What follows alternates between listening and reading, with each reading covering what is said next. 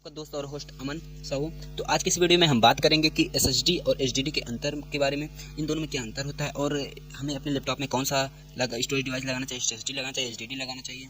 मैं अपने लैपटॉप में दोनों चीज़ लगा के ट्राई किया हूँ और इन दोनों का अंतर मैं आपको वीडियो के लास्ट में दिखाऊंगा कि इन दोनों में क्या अंतर होता है, कौन सा ज़्यादा अच्छा होता है, और लास्ट में अपना कंक्लूजन बताऊंगा। सबसे पहले आप इन दोनों के बारे में एकदम डिटेल में जान लीजिए कि ये दोनों होते क्या हैं, क्योंकि आप इसके बारे में पूरा नॉलेज तो ले सकते हैं ना, भले ही आप उसको लगाना हो। मैं लास्ट में बता ही दूंगा कि क्या लगाना है क्या नहीं लगाना है। तो चलिए आइए देखते हैं इन दोनों के सबसे पहले इन दोनों के अंतर के बारे में बताऊंगा मैं। फिर उसके बाद मैं आपको बताऊंगा कि इन दोनों के एडवांटेज और डिसएडवांटेज, की एसएसडी के क्या एडवांटेज हैं और डिसएडवांटेज हैं, और एचडीडी के क्या एडवांटेज और डिसएडवांटेज है। तो चलिए आइए शुरू करते हैं। कहते हैं दोस्तों अपने उन दोस्तों के लिए जो अभी तक एसएसडी और एचडीडी के बारे में थोड़ा सा भी नहीं जानते हैं, तो उनको मैं ये बताना चाहता हूँ कि एसएसडी का मतलब और एसएसडी और एचडीडी का मतलब यही होता है बेसिकली एक हिसाब से ये सेकेंडरी स्टोरेज डिवाइस होते हैं जो हमें हमारे लैपटॉप में लगते हैं। जैसे आप अपने मोबाइल में चिप लगाते हैं तो उसी तरीके से ये भी होता है एक एसएसडी, जिसमें हमारे पूरे फाइल्स डाटा या कह सकते हो फोटो वीडियो जितने भी सारे चीज़ होते हैं सब इसी में डाउनलोड होते हैं और बेसिकली इनका काम स्टोर करने का होता है। अब चलिए आइए इनके डिफरेंस के बारे में हम लोग जानते हैं कि इन दोनों में क्या अंतर होता है। तो चलिए आइए देखते हैं। हार्ड डिस्क जो होता है एक रीड राइट इलेक्ट्रोमैकेनिकल डिवाइस होता है और इसका जो ये अपने डेटा को जो है एक मैग्नेटिक रोटेटिंग प्लेटर्स में स्टोर करता है, जो कि मैं आपको अभी दिखाया था आपको फोटो में वीडियो में कि ये देखो जैसे ये हार्ड डिस्क इसके अंदर एक इलेक्ट्रोमैग्नेटिक प्लेटर्स लगा हुआ होता है, जैसे कि कैसेट होता था हमारे पुराने ज़माने में। मैं भी रखा हूँ, सब कुछ रखा हुआ हूँ आप लोग के लिए। जैसे कैसेट होता था कि आप पहले के ज़माने जब मूवी देखना रहता था तो आप लोग इसमें कैसेट में उसमें डीवीडी में लगाते थे। तो ये कैसेट जो है जब तेजी से घूमता था एक स्पीड में, तब जाके हमें वो कैसेट चलती थी और इसके अंदर कुछ डाटा स्टोर रहता हो था। जैसे कोई मूवी एक मूवी स्टोर रहता था काफ़ी, मगर ये तो काफ़ी कम मतलब इसकी जो स्टोरेज क्षमता है काफ़ी कम है। बाकी जो ये हार्ड डिस्क की जो स्टोरेज क्षमता तो काफ़ी ज़्यादा होती है। ये तो मान लो बहुत होगा 500-600 MB होगा बस इसका, पर इसका जो है ये 128 GB है। और इसके अंदर भी एक ऐसे ही एक सर्किट लगा हुआ रहता है जो कि एक रोटेट करता है एक स्पीड में, जिसको हम प्लेटर से बोलते हैं।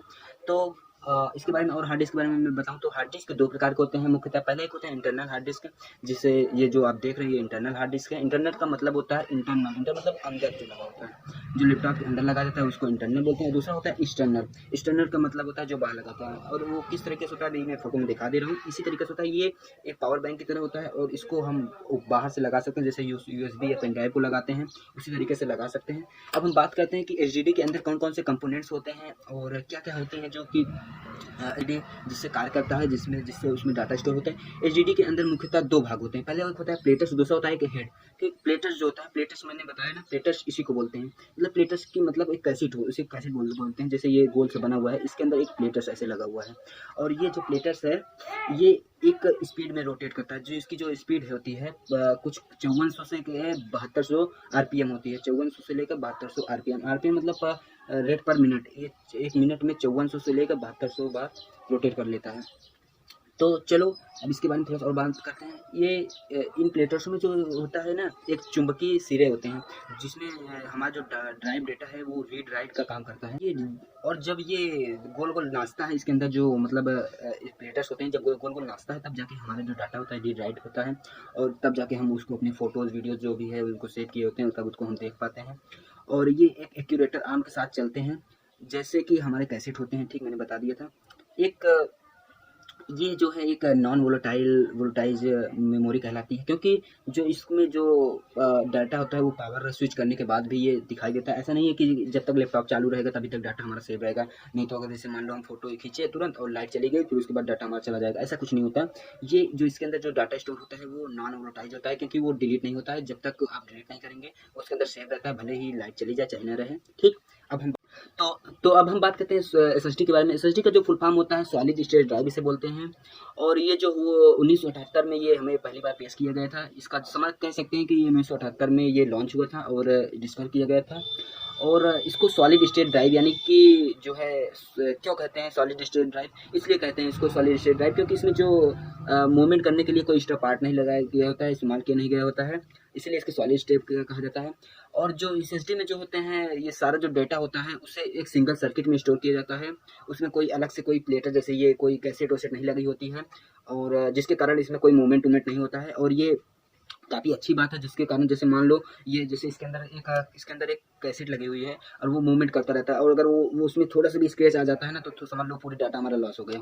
तो इसीलिए अगर इसमें जो होता है ये थोड़ा ज़्यादा, इसमें जो डाटा लूज़ होने का ज़्यादा चांसेस होता है, क्योंकि अगर मान लो थोड़ा भी स्क्रैच आ जाता है, कभी गलती से भी गिर गया, कुछ भी हो गया, तो पूरा हमारा डाटा जो भी हम स्टोर किए रहेंगे चला जाएगा। पर एसएसडी में ऐसा नहीं होता। एसएसडी में जो होता है कोई ऐसे अलग से कोई मैग्नेटिक का सिस्टम से नहीं होता। उसमें जो होता है एक सर्किट दी गई होती है, उसी सर्किट में जो हमारा डाटा होता है स्टोर किया गया होता है, उसमें कोई अलग से कोई रोटेशन नहीं होता है, ठीक। और एसएसडी की जो स्पीड भी होती है एसडीडी की तुलना में काफ़ी ज़्यादा होती है। वो इसलिए होती है क्योंकि उसमें कोई रेटर्स नहीं होता है जो कि नाचे, और जाके जब वो नाचेगा तब जाके हमें स्पीड बताएगा। इसमें ऐसा कुछ नहीं होता, उसमें बस एक सर्किट होती है, वो जो ही सर्किट जब डाटा उसमें जाता है तो वहीं से सीधा जाके हमारे को शो करता है।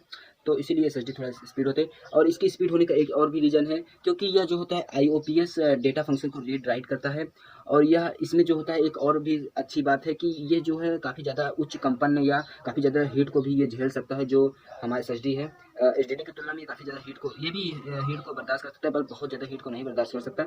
बट एसएसडी जो अगर तुलना करेंगे तो एसएसडी काफ़ी ज़्यादा हीट को बर्दाश्त कर सकता है और ये कंपन भी झेल सकता है। अब हम बात करें एसएसडी के अंदर कौन कौन से कंपोनेंट लगे होते हैं। एसएसडी के अंदर जो होता है मुख्यतः दो ही कंपोनेंट लगे होते हैं, एक कंट्रोलर होता है, दूसरा एक मेमोरी होता है, जो डेटा को स्टोर करने का कार्य करते हैं। तो चलिए अब हम बात करते हैं कि हमें क्या लेना चाहिए, हमारा लास्ट कंक्लूजन कि हमें लेना क्या चाहिए, एसएसडी लेना चाहिए, एचडीडी लेना चाहिए।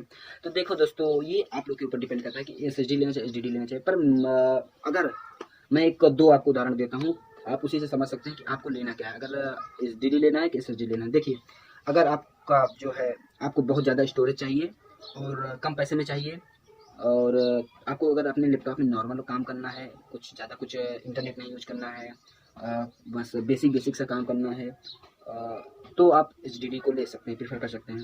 बट अगर आपको हाई मतलब थोड़ा सा अपने लैपटॉप को थोड़ा जल्दी बूटअप करवाना चाहते हैं या थोड़ा सा फास्ट करवाना चाहते हैं, तो आप एसएसडी पे प्रीफर कर सकते हैं। थोड़ा सा इसमें मैं दोनों का बेनिफिट बता देता हूँ, एसएसडी और एचडीडी का। थोड़ा सा मैं इसको भूल गया था, मैं अभी बता दे रहा हूँ। देखो, एसएसडी जो होता है एसएसडी थोड़ा सा महंगा होता है, किसके कंपेयर में, एचडीडी के कंपेयर में, क्योंकि एचडीडी में इलेक्ट्रॉनिक सर्किट होता है और वो थोड़ा महंगा आता है। जैसे हमारा जो है एचडीडी जो होता है वो सस्ता आता है। अगर मैं एचडीडी अगर 1200 रुपये में 128 GB खरीदूंगा, एचडीडी में 1200 रुपये में 256 GB, उसका दुगुना खरीद सकता हूँ, इतना ज़्यादा स्टोरेज मिल जाता है। तो ये भी एक फ़ायदा कर सकते हो कि एचडीडी लेने का यही फ़ायदा है कि कम पैसे में ज़्यादा स्टोरेज मिल जाती है। अगर आपको स्टोरेज का काम है तो एचडीडी आप ले सकते हैं। बट अगर आपको स्पीड चाहिए, एक अच्छी परफॉर्मेंस लैपटॉप की चाहिए, या आप जल्दी बूटअप करना चाहते हैं, या इंटरनेट आपको अच्छा चलाना है, सब कुछ अच्छा, अगर अच्छा करना है, बेस्ट करना है, लैपटॉप को एकदम बेस्ट बनाना है, तो एचडीडी में गारंटीड कह रहा हूँ, एचडीडी आप लीजिए। क्योंकि एचडीडी लेने से आपका बहुत फ़ायदा है दोस्तों। क्योंकि एसएसडी में जो होता है कोई भी देखिए, उसमें पहले नंबर तो आपको पावर जो कंज्यूम नहीं करता है एसएसडी, कोई इसमें रोटेशन का कोई सिस्टम नहीं होता, और दूसरा इसमें डाटा लॉस होने का कोई चांस नहीं होता है। एचडीडी जल्दी ख़राब नहीं हो सकता, ठीक है। बट एचडीडी जो है हमारा ज़्यादातर उसका चांसेस है, क्योंकि अगर थोड़ा सा इसमें स्क्रैच लग गया तो एचडीडी ख़राब हो सकता है। तो मैं प्रीफर करूँगा दोस्तों कि आप एसएसडी लीजिए। और मैं अभी आपको ये भी दिखा दे रहा हूँ कि एसएसडी को कैसे इंस्टॉल करें। जैसे मैंने अभी एक लेक्सर का इसका एक मंगवाया था, अभी मैं इसको अपने लैपटॉप में लगवा चुका हूँ। मैं आपको दिखा दे रहा हूँ फोटो में कि कैसे इसको इंस्टॉल करना है। इसी की तरह वो भी एसएसडी जो होता है इसी की तरह रहता है, सेम टू सेम ऐसा ही रहता है, कुछ अलग नहीं रहता है, साइज ऐसे ही रहता है, बस वो हल्का होता है और ये थोड़ा भारी होता है। ये लगभग मेरे को 100-150 ग्राम दिख रहा है, वो लगभग 20-30 ग्राम का था, बस बहुत हल्का था, और मैंने उसको अपने लैपटॉप में इंस्टॉल कर चुका हूँ। तो चलिए आइए अब देखते हैं कि आगे का प्रोसेस की कैसे हमें एसएसडी को अपने लैपटॉप में लगा सकते हैं और कहाँ लगाया जाता है। तो चलिए, यहाँ पे आप लोग दोस्तों देख सकते हैं, ये दो मैंने अपना एसएसडी यहाँ पे लगाया हुआ है। आप चाहें तो आसानी से इसको यहाँ पे से उठा के, और यहाँ पे जो ऊपर यहाँ पे ये दिया हुआ है इसको निकाल सकते हैं आराम से, ये इस तरह से, और इसको जो प्लेट्स है उसको निकाल सकते हैं और अपने एसएसडी को लगा सकते हैं। बहुत ज़्यादा कठिन नहीं है, सीरीज है।